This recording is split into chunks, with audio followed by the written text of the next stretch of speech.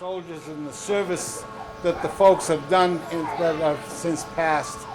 But today, we're doing this dedication to a person that I met 51 years ago. When I first came to Raymond with 4 children at the time, I ended up with 2 more, and my wife and I raised 6 in a big old farmhouse on Dudley Road. But I got to meet the lady that we're honoring today, Willis Goddard. A for Amelie. Her daughter Joy is here, and her son Scott. Excuse me. Kurt. Sorry, Kurt. Never got to meet you, actually. But I have now. I'll try never to forget you. All right. We're here to dedicate this caboose, 1932, to Willis Goddard, one of our founders, one of 10 true founders of the Raymond Historical Society that started in 1968, 69, actually 1970, according to what literature you're reading, because they were into the garden club here in Raymond. They were into whatever it took. Retired teachers, retired all sorts of citizens of that time, of that age group, that got involved. It's coming back slowly. It's like teeth pulling a little bit more, but they were able to form the Historical Society hanging on to Raymond's past. They knew it was important. How can you move forward unless you know what happened in the past? Well, when they bought, with the financial help of them pooling their resources, those 10 folks, especially those 10 folks, their names are listed on a plaque inside when you go in, and please read them and see if you recognize some of the names. They bought this building from Pearl Eccleston, who happened to own it, a private citizen, was renting it out, this old railroad station.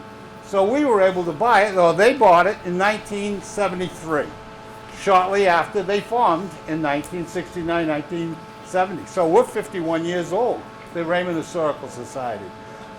Buying the building, 1893. It's the 3rd one that the Boston and Maine built, because they burnt down the previous 2. How do you burn down? Well, why don't you store the coal and the wood? So as these big steam engines, poof, poof, blowing their smoke and sparks, we'll park, picking up a passenger, picking up some produce, picking up any express that's being shipped by the train, and then take off. Well, I guarantee there's a little ember, a little spark sitting out in the side of the wood pile. At 3 o'clock, it's always late. You ever notice that it happens in life? Late at night, it starts. It's fire. Volunteer what? They didn't even have a pump. Time they waited for Manchester or Exeter to ship up a pump to get it in the water and get town. I think they burnt down most of it. So in 1893, they built one, and I think they moved the wood piles, because it's been here and it still is. Look at the architect, please. Inside is the same. We loved it. Ideal for Raymond Historical Society. Well, back to our founding ladies and their endeavors to buy the building, train station, or you better start hanging on to some of the trains past. And that's what we did. They did. I keep saying that. I got to meet them all.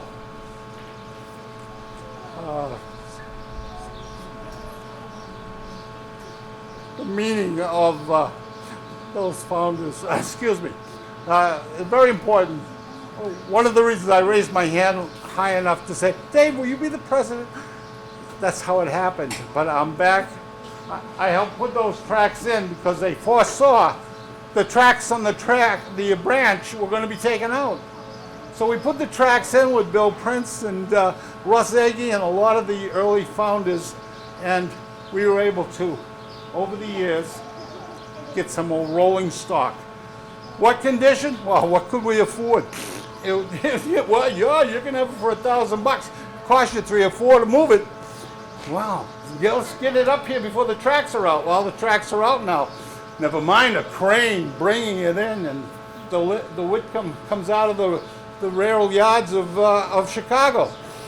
that old Whitkin was put together. Gasoline, 6-cylinder. I said, you're kidding? It's not even a diesel. It was in the Chicago rail yards lining up the cars for the big rigs to pull them across the country. So over the years, they've got some rolling stock. Well, we came in 1990, deplorable. But it was blue, but it had graffiti and there's pictures inside in the booklet. Take the time, if you're interested, to go through it and see what they did back in the 90s. They got some paint on it. They put a maroon color, which was basically when it was first made by the Concord Foundries. I believe Rick will. Rick has a story in here.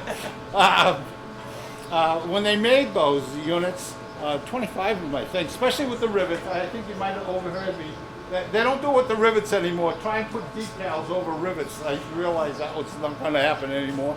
So they stopped making those. But it was a maroon color at new. When Boston and Maine purchased it and got it started into their fleet, the blue and the red back ends to it were kind of synonymous of what they wanted, and that's we followed numbers.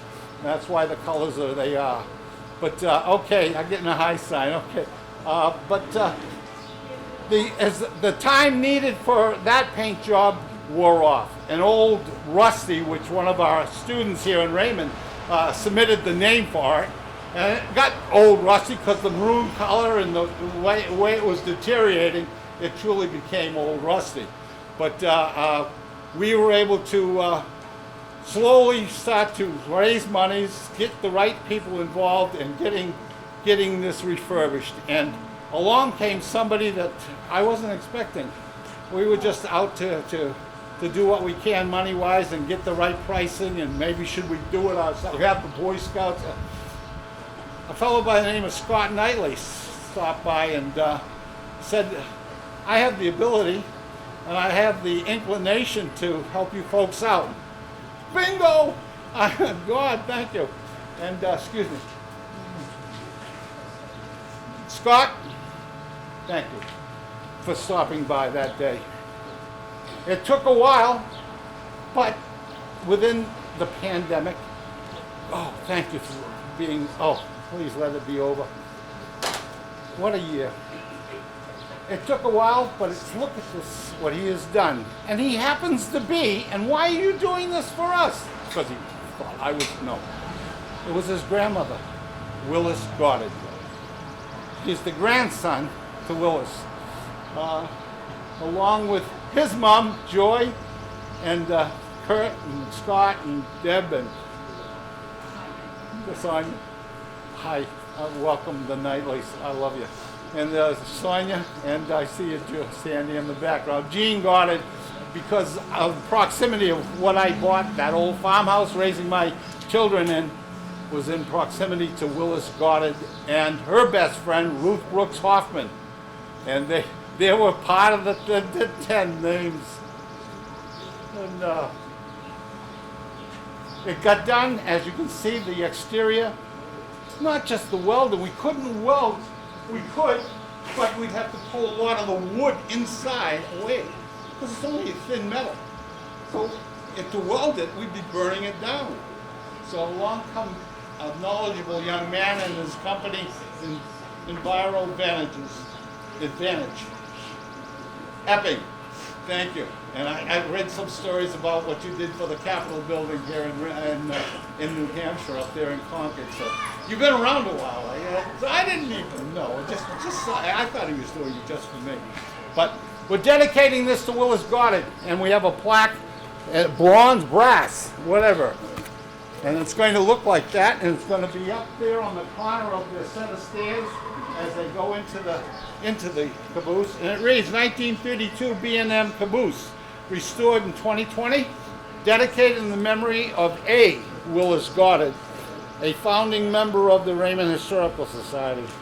Restoration work was completed through the efforts of her grandson, Scott Knightley, owner of Advantages, in loving memory to his grandmother. So needless to say, that's what it's all about, this dedication. Scott, would you add any words to this? No, this is pleasure to do it for my grandmother and my mom. All right. No. All right. Oh, yes. No, all right, definitely. Excuse me. Runny nose. It's pollen here, too. All right. All right. Okay. Thank you. Any of the Knightleys? I don't know. Sandra? Did you have something? Come on, please. Come on up. Sandra, got it? Can you have something that you want to say? Or? All right. No? You can speak. My mom was something. Yeah, come on. I know one of you, Julie or whoever. Come in. I think our little pamphlet that our members, Tuesday, I said, can we have a little pamphlet with some information? Look at that, magazine quality paper. Don't just leave it on your bureau. Read it a few thousand times. Come down and join us. Sandra, how you doing, darling? I'm doing fine. Yes, her husband and I became close friends, and I got to know Willis driving around Raymond in a Henry J. Was it a Henry J. old little car? It was kind of a different little car. That was before my. That was before your time. Sandra got it. I just want to say how thrilled I am, and I know Mom Goddard would be ecstatic to see all of you here to commemorate this caboose or what? No. Caboose. That's Yeah, it. okay. And because of his grandson, and Kurt helped too. He did a lot of the legwork and stuff. But you all did, all of your family. They've always been so wonderful to Mom Goddard and Jean and I and my daughter Julie. And she was an awesome lady, and she would never say a bad word about anybody, unlike me. But she was just a piece of work, and I love her dearly. I still miss her. Yeah. And she did a lot of good things for Raymond. So Thank you, Sandra. thank you. Thank you. Thank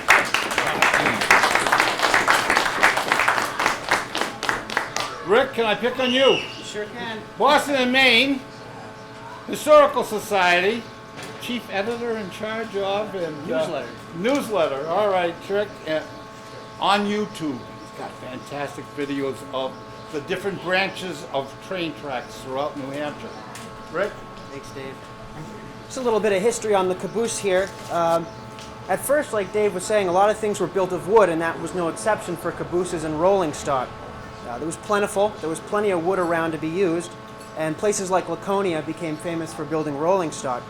But by the 1900s, steel had started to become a lot more common, and the big railroads in places like Pennsylvania started building rolling stock out of steel because it held up better. And it held up better when you had a locomotive pushing from the rear in mountainous places. So the Boston and Maine, who had some hilly territory in western Massachusetts, started looking around and looking for designs which they could use to build cabooses. And they looked at the Pennsylvania Railroad and their N5 class caboose, and they actually built complete copies of those cabooses, which is what this is. 25 of these cabooses were built in 1932 in the Concord shops, which are actually being torn down as we speak. They were 104-700 through 104-724. This caboose was 104-722. In 1942, the Boston and Maine renumbered those cabooses from C11 to C34, and this became C32. By the 1950s, the Boston and Maine had started to consolidate their steel fleet and replace all the wooden cabooses, and so these cabooses, which had been limited mostly to western Massachusetts, started to fan out and move to different parts of the system. The caboose would have been painted in solid blue in the 1960s with a small logo up towards the top. And then in the late 1970s, the Boston and Maine adopted this paint scheme that you see here, the blue with the red ends and the black top. Caboose would have been used at least until about 1984. Of course, the last train left here, Raymond, in July 1980, so it's possible it was used here during that time period. And then after that, it sat in Portsmouth for a long time until the Raymond Historical Society was able to take a hold of it and do some fantastic work to it, painted in that earlier maroon paint scheme, until we see it in the paint scheme that would have been visible when the Boston and Maine left town here in Raymond.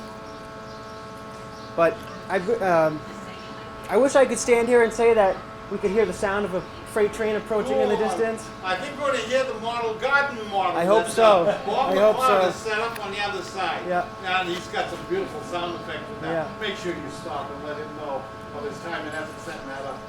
During my 8 years of living here in Raymond, I would come down here a lot and try to imagine things the way they were in photos that I had seen. Of course, I was born about 15 years after the last train left. But thanks to the Raymond Historical Society, it's going to be a lot easier for people to do that in the future. So, A youngster asked me, what is a caboose? caboose was mostly used as a living platform and a work platform for crews. So it would be the place where the conductor would do their paperwork. It would be the place where the brakeman would sleep or rest or eat meals on long runs. Usually they were kept pretty clean. It was a source of pride for the crew members. And it would be common to see crew members cleaning their cabooses, sweeping them, filling up the stoves and the lanterns in the caboose. But as railroads started to change and shift, and freight runs got shorter and shorter, and trains got shorter and shorter, it became less important to have a living platform on a caboose, so it became sort of a place for the crews to ride while the train was in motion. And of course, today we have crew members, only 2 crews on freight trains now, so you don't need a place for 4 or 5 guys to hang out and do paperwork, so it's all been replaced by computers nowadays, but certainly a great testament to the way the railroad used to be, and certainly for Raymond, it's a great testament to the way the railroad used to be. Very much. Very much so. That's why our founders. Thank you, Rick. Thank you very much for that. I appreciate it. That basically is it. But we have a cake that you must see and have a piece of, because I don't believe what they do with cakes today. A before and after of this caboose. So you're welcome to a piece of cake, some punch, and some of the literature that's out on tables. Please, join us here in our endeavors to keep the past alive by preserving it the way we are planning on doing, and the trains. If you're a train enthusiast, look at the talent we have with just the local fellows, and it's wide open to the Boston and Maine Association to give us a helping hand and everything. Thank you for coming. This is going back inside. Please take a look. This is going to be hanging on the caboose. Thank you. Thank you, Willis. Thank you all.